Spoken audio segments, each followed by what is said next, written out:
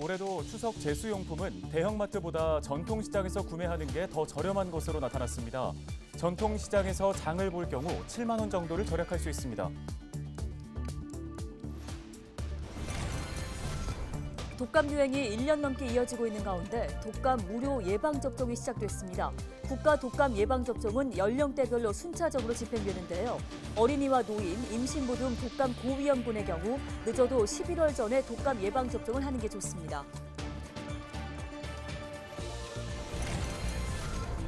1인 가구 비중이 갈수록 확대되고 있는 가운데 은평 주민들이 시급하다고 생각하는 1인 가구 정책은 안전인 것으로 나타났습니다. 관련 소식 전해드립니다.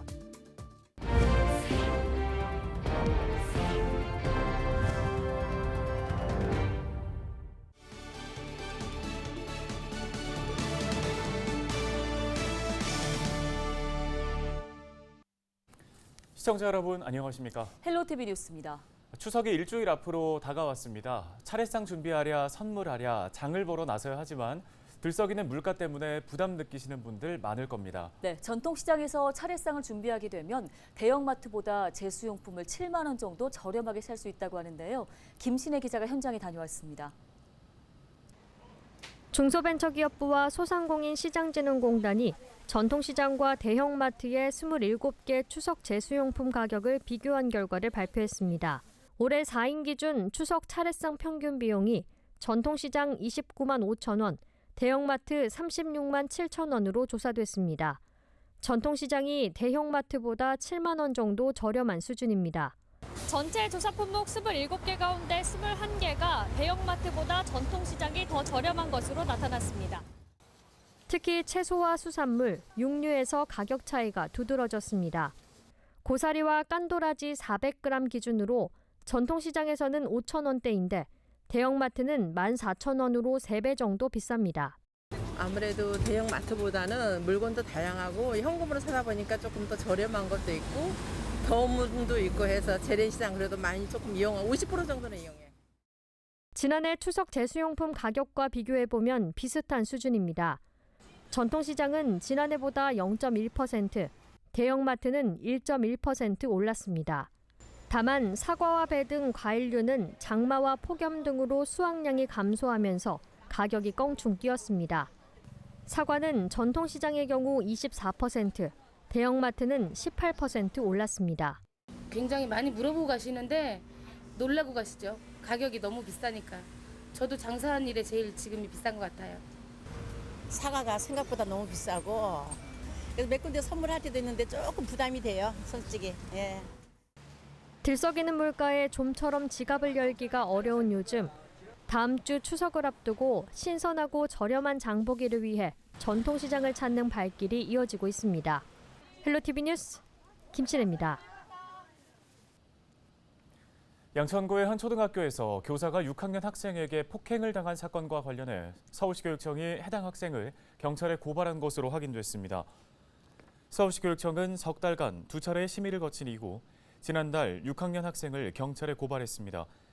교육청 관계자는 해당 학생은 만 13세로 촉법소년이어서 형을 사는 것은 아니지만 고발 자체가 상징성이 있다고 판단했다고 설명했습니다. 지난 6월 양천구의 한 공립초등학교 6학년 학생은 교실에서 담임교사에게 욕설을 하고 얼굴과 몸에 주먹질과 발길질을 해 전치 3주의 부상을 입혔습니다. 해당 학생은 강제 전학 처분을 받아 다른 학교에 다니고 있습니다. 더불어민주당 은평갑지역위원회는 21일 오전 응암동 본사부병원 앞에서 윤석열 정권을 규탄하는 결의대회를 가졌습니다. 이 자리에는 더불어민주당 은평갑 지역을 지역구로 둔 서울시 의원과 구의원, 당원 등 40여 명이 참석했습니다. 민주당 은평갑 지역위원회 당원들은 이재명 대표에 대한 구속영장 청구 등을 윤석열 정권의 폭정으로 규정하고 검찰 독재에 맞서 총력 투쟁에 나서겠다고 선언했습니다. 이들은 윤석열 정권의 폭주와 독재적 행태가 국민의 삶과 국가의 안전을 불안하게 하고 있다고 주장했습니다. 그러면서 윤 대통령을 향해 한덕수 국무총리 해임 건의안을 즉각 수용하고 이재명 당대표에 대한 부당한 정치 수사를 중단하라고 말했습니다. 윤석열 정권의 전면적인 국정 쇄신과 내각 총사퇴를 촉구한다. 윤석열 정권 1년 4개월, 민생은 파탄났고 국격은 끊임없이 추락하고 있다.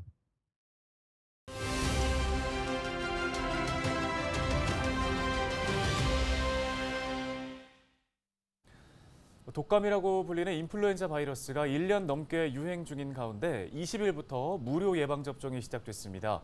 예방접종의 적정한 시기부터 또 예방접종 효과까지 알아보겠습니다. 네, 이대 서울병원 가정의학과 심경원 교수가 전화 연결돼 있습니다. 교수님, 먼저 인플루엔자 독감 유행 사실 1년 넘게 지금 지속되고 있는데요. 먼저 이유를 어디에서 찾아볼 수 있을까요? 네. 최근에 그 수십 년 동안 이렇게 여름까지 독감이 유행을 했던 적이 없었거든요. 근데 이제 최근에 이례적으로 여름을 지나서 이제 다시 또 독감 시즌이 오는데, 원래 그 호흡기 바이러스의 특성상 이렇게 기온이 낮아지고 건조할 때 좀 오래 생존하고, 또 사람 면역력은 그럴 때 떨어지다 보니까 주로 이제 겨울에 국한돼서 유행하던 독감 바이러스가, 우리가 이제 몇 년 동안 그 마스크라든지 이런 접촉을 피하면서 사실상 이런 바이러스에 대한 면역력이 전체적으로 떨어져 있는 상태에서 다시 인제 마스크가 해제가 되면서 이런 인제 독감뿐 아니라 사실은 일반적인 뭐 리노바이러스라든지 호흡기 바이러스의 감염이 크게 는 것으로 알려져 있습니다. 그러니까 최근에 그런 인제 호흡기 면역력이 떨어지고 갑자기 이런 인제 규제가 풀리면서 사실상 독감 바이러스도 그 유행 시기가 훨씬 더 이전에 비해서 길어진 거죠. 네, 아직 날이 그렇게 춥지는 않아서 조금 더 있다가 10월 이후에 좀 접종을 해도 되지 않을까 생각하는 분들도 계실 것 같은데 예방접종의 적정한 시기는 언제라고 봐야 할까요? 일반적으로 독감 예방 접종은 이제10월 월이나 늦어도 11월 월까지는 마치는 게 좋은데요. 이게 보통 이제 쌀쌀한 2-3월 월까지 유행이 지속되는 경우가 많아서 이렇게 해 왔고, 뭐 사실 최근에는 또 이게 지속적으로 독감이 유행을 하고 있긴 하지만, 그래도 가장 그 바이러스 활성도가 높은 시기를 커버하기 위해서는 10월 월이나 이제 11월 월까지는 맞는 게 좋은데요. 이 독감 예방 접종을 처음 맞는다든지, 또 면역력이 약한 뭐 유아라든지 아니면 노인분들 같은 경우에는 1회 접종만으로 이 항체가 끝까지 유지가 안 되는 경우가 많아서 2회 접종을 권하기도 하는데요. 일반적으로 2회 접종을 하는 경우, 즉 이제 9세 미만의 어린이라든지 아니면 65세 이상 노인분들 같은 경우는 9월 중순경에는 시작을 해서 4주 간격으로 2회 접종할 것을 권하고 있고요. 건강한 성인이라면 10월 월에서 11월 사이에 그 독감 예방 접종을 하셔야만, 왜냐하면 예방 접종을 하고 2주 뒤부터 효과가 나타나서 이제 한 달 뒤부터 그 제대로 된 면역 체계가 형성이 되기 때문에 그 정도에는 맞아 주시는 것이 좋습니다. 네, 독감 백신의 경우 접종 후에 부작용은 대체로 어떻게 나타나는지 궁금하고요. 또 계란 알레르기가 있다면 주의해야 할 백신이 있다고 들었는데 이 부분도 함께 설명해 주실까요? 그 인플루엔자 백신 같은 경우는 뭐 일반 그 예방 접종과 비슷한 그 알레르기라든지 뭐 인제 아나필락시스 같은 경우는 다른 백신과 거의 비슷한 정도로 나타나고 있고요. 특히 인제 계란 알러지가 있는 경우에는 반드시 백신을 맞기 전에 의사한테 얘기를 해 주시는 것이 좋겠고, 그 외에도 뭐 약물 알러지나 일반적인 두드러기 증상이 있는 경우에도 말씀을 해 주시면 참고가 될 수 있고, 그런 경우에는 백신을 맞았다면 적어도 30분 정도 관찰 후에 휴가를 하시는 것이 좋습니다. 그 외에 뭐 백신이다 보니까 뭐 발열이라든지 맞은 부위 통증, 그리고 부어오름이나 이런 인제 국소적인 부작용이 있을 수 있고요. 그 외에도 뭐 몸살이라든지 감기 증상 같은 것이 일시적으로 나타날 수 있습니다. 이런 경우에는 뭐 그 필요시 인제 해열제를 사용하셔도 좋습니다.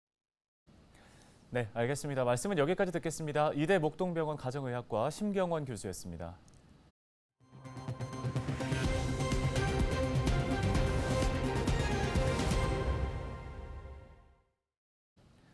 은평구민 10명 가운데 4명이 1인 가구에 가장 필요한 정책으로 안전을 꼽은 것으로 나타났습니다. 은평구가 표본 2천여 가구를 대상으로 사회 조사를 진행한 결과 42.5%가 1인 가구에 필요한 최우선 정책으로 안전을 선택했습니다. 여성의 경우 절반 이상이 이같이 응답했고 연령이 낮아질수록 응답 비율이 높았습니다. 경제 지원 등 정책이 가장 필요하다는 응답은 20%, 건강 관련 정책은 18%로 뒤를 이었습니다. 올해 6월 기준 은평구의 1인 가구는 8만 6천여 명으로 전체 21만 가구의 40% 수준입니다. 은평구가 잇따른 흉악범죄에 대비할 수 있도록 생활 밀착형 호신술 무료 특강을 진행합니다. 특강은 10월 10일부터 11월 30일까지 지역 태권도장 8곳에서 전문 지도자에게 강습을 받는 형식으로 진행되는데요. 모집 인원은 도장별로 최대 20명, 신청을 원하는 은평구민은 오는 25일부터 27일까지 신청서를 작성해 이메일로 제출하면 됩니다. 양천구가 조상 땅 찾기 서비스를 시작합니다. 서비스는 본인이나 조상 소유의 토지 현황을 알고 싶은 구민을 위한 것으로 토지 소유자 본인이나 법적 상속권자를 대상으로 합니다. 조상의 사망 기록이 등재된 재적부 등본과 관계 가족관계 증명서 등 상속인 증명 서류를 지참해서 구청 부동산 정보과에 방문 신청하면 되는데요. 양천구는 이 서비스로 현재까지 2천여 명의 구민에게 224만 제곱미터 상당의 토지 정보를 제공했다고 설명했습니다.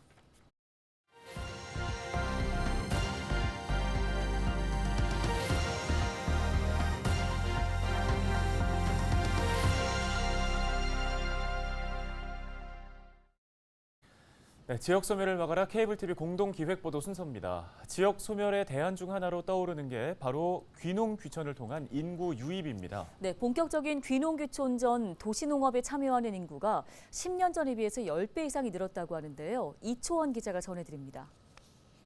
강사의 말을 하나라도 놓칠세라 귀를 기울이는 주민들. 어색하지만 열심히 밭을 갈고 씨앗 심을 위치를 정합니다.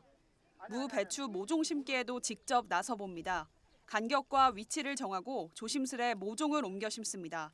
내가 심은 작물을 잘 키워보겠다는 의지가 표정에서도 드러납니다.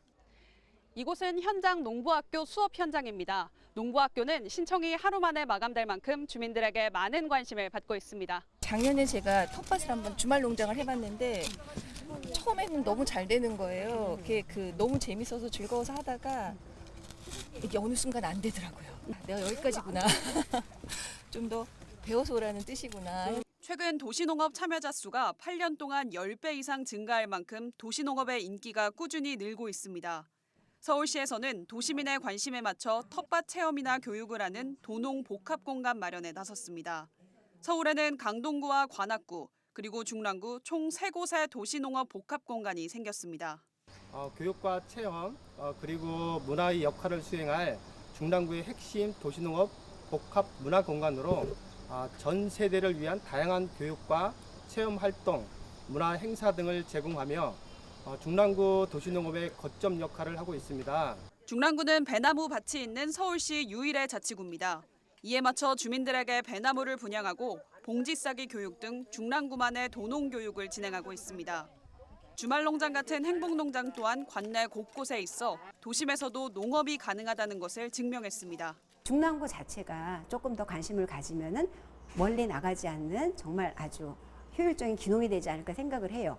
중랑구는 내년부터 도시 농업 전문가 등의 자격증에 도전하는 높은 단계의 현장 농부학교도 운영할 계획입니다. 더불어 올해 강서구에도 도농 복합센터가 개관을 눈앞에 두고 있습니다. 지자체와 서울시의 지원, 그리고 주민들의 성원을 바탕으로 서울에서의 도시농업 기회는 앞으로 더 확대될 것으로 보입니다. 딜라이브 뉴스 이초원입니다. 서울시가 비휠체어 장애인을 위한 대체 교통수단인 바우처 택시를 7,000대 늘리기로 했습니다. 서울시는 장애인 이동권 편의를 위해 1,600대인 장애인 바우처 택시를 25일부터 8,600대로 확대해서 운영한다고 밝혔습니다. 장애인 바우처 택시는 서울시에 주소를 둔 14세 이상 비휠체어 장애인이 중형 택시를 이용하게 되면 요금의 75%를 지원하는 제도입니다. 서울시는 장애인 이동 수요가 늘고 있지만 장애인 콜택시 등으로 한계가 있어 장애인 바우처 택시를 확대하기로 했다고 이유를 설명했습니다. 시각장애인 전용 쉼터가 다음 달에 문을 엽니다. 양천구는 다음 달 6일 신정동 벤처타운에서 시각장애인 전용 쉼터 개소식을 연다고 밝혔습니다. 쉼터에는 시각장애인 맞춤형 체력 단련실과 상담실, 커뮤니티실 등이 조성돼 있는데요. 양천구는 기존의 임시 쉼터가 오래되고 또 접근성이 떨어져 신규 시설을 확보했다고 설명했습니다.